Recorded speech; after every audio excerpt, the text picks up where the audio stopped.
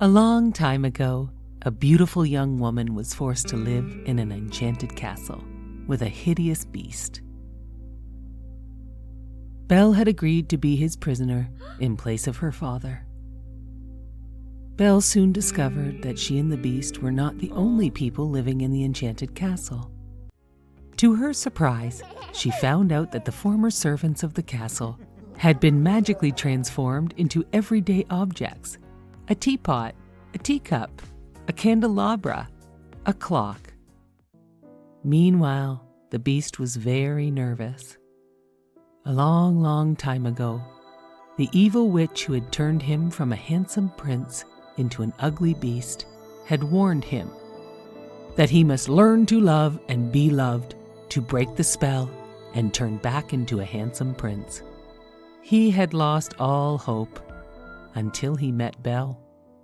He was afraid she would never ever see him as a prince, but only as a monster. "She is so beautiful, and just look at me," he shouted to the servants. Mrs. Potts the Teapot told him, "You must help her see past all that," she said. The candelabra agreed with Mrs. Potts. They told the beast to be a gentleman, compliment her, be kind, gentle, and sincere, but mostly to control his temper. The beast invited Belle to dinner, but she said, "No, thank you." The beast got very angry and roared, "If she doesn't eat with me, she doesn't eat at all." Despite their master's orders, Mrs. Potts secretly fed Belle dinner. Mrs. Potts and the other servants entertained Belle, and they all laughed and sang, "Be our guest."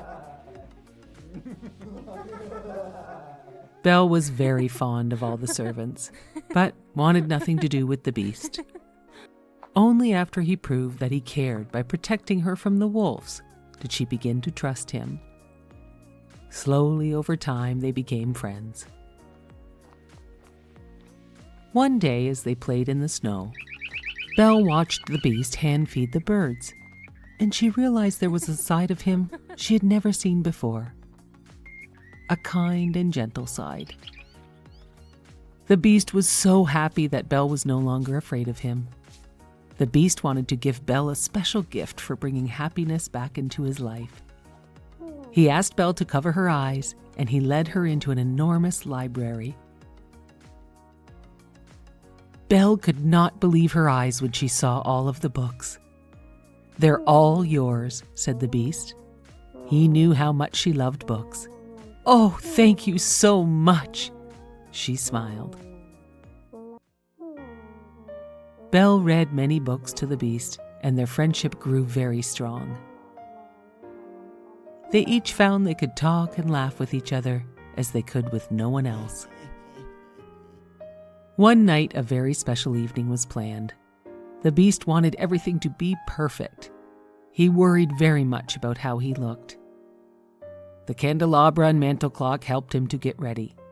They told the beast how handsome and elegant he looked. When he saw Belle looking so beautiful in her ball gown, the beast bowed. At dinner, the beast was the perfect gentleman, and when Mrs. Potts began to sing a love song, the beast asked Belle to dance. She said yes, and they danced in each other's arms. The servants watching from the doorway were so happy for the beast. They would not have guessed that the beast's love for Belle would send her away, but he told Belle she was free to go. He could no longer keep her a prisoner. Belle left to visit her sick father. The beast's heart was broken.